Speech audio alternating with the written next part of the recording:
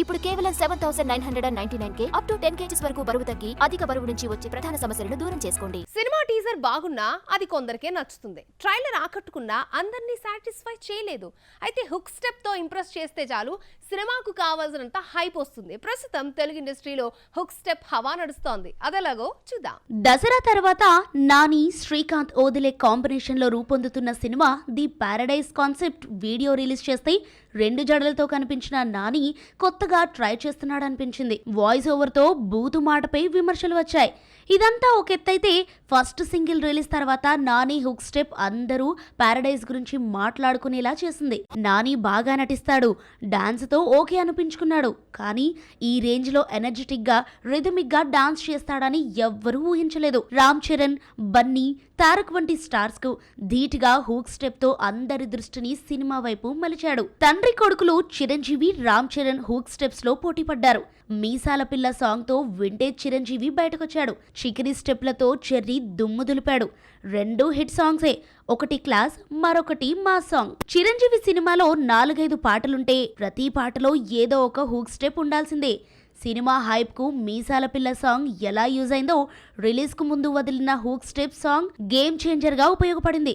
ఈ 2 పాటలకు లక్షల్లో రీల్స్ రావటం విశేషం. రామ్ చరణ్, జాన్వీ కపూర్ జంటగా నటిస్తున్న పెద్ది నుంచి వచ్చిన ఫస్ట్ లిరికల్ వీడియో చికిరి సినిమాకు కావాల్సినంత హైప్ తీసుకురావడమే కాదు, భారీ బిజినెస్ జరగడానికి రీజన్ అయింది. ఈ హుక్ స్టెప్ ను 5 లక్షల మందికి పైగా రీల్స్ చేశారు. 16 రోజుల్లో 100 మిలియన్ వ్యూస్ దాటి ప్రస్తుతం 174 మిలియన్ వ్యూస్ ని రాబట్టింది. ఇంతలా వైరల్ అయిన ఈ పాట హుక్ స్టెప్ ను రామ్ చరణ్ కంపోజ్ చేయడం విశేషం. చికిరి సాంగ్ రిలీజ్ తర్వాత జానీ మాస్టర్ కు ఉన్న క్రేజ్ డబుల్ అయింది. వాటే కొరియోగ్రఫీ అంటూ ప్రశంసలు వెల్లువెత్తాయి. అయితే ఈ హుక్ స్టెప్ తన కంపోజిషన్ కాదంటూ ఆ క్రెడిట్ ను రామ్ చరణ్ కి ఇచ్చేశాడు. బ్యాడ్ తో చేద్దామని ఐడియా ఇవ్వటంతో పాటు స్టెప్ ఎలా వేస్తే బాగుంటుందో కంపోజ్ చేసి మరీ రామ్ చరణ్ చూపించాడని జానీ మాస్టర్ చెప్పాడు.